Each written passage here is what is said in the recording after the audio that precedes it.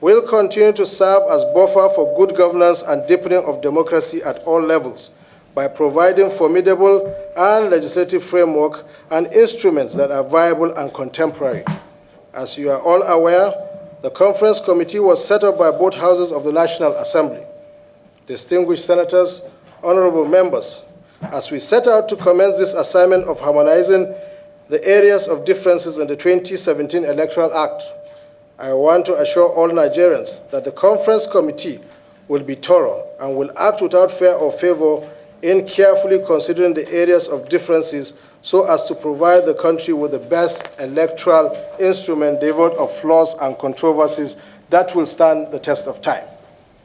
Your Excellencies, distinguished guests, ladies and gentlemen, the work of the Conference Committee, therefore, is to ensure that both houses present a bill that is the same in all areas, and there must be, with all intent and purposes, concurrence on the bill of both houses. Equally, as members of the National Assembly in general and the Committee on INEC in particular, we will continue to engage all relevant stakeholders within and outside the country on the possible way forward for the need to add value to the electoral system and the electoral body INEC, so that broader perspective on enhancing collaboration will yield a positive result of ensuring good democratic governance.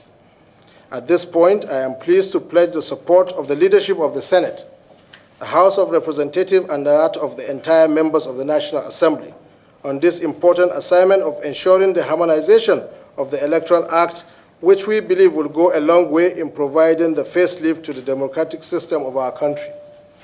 This ambition is realistic, considering the caliber and commitment of members of this Conference Committee, and therefore, we will arrive at an unparalleled concurrence. On this note, I kindly urge for the support of all critical stakeholders for a successful implementation of this committee. To state categorically that from my knowledge of the Constitution of the Federal Republic of Nigeria, that the dates for elections is the prerogative of the Independent National Electoral Commission. But by all our laws in the Federal Republic of Nigeria, established laws, the schedule for elections is the responsibility, sole responsibility of the National Assembly.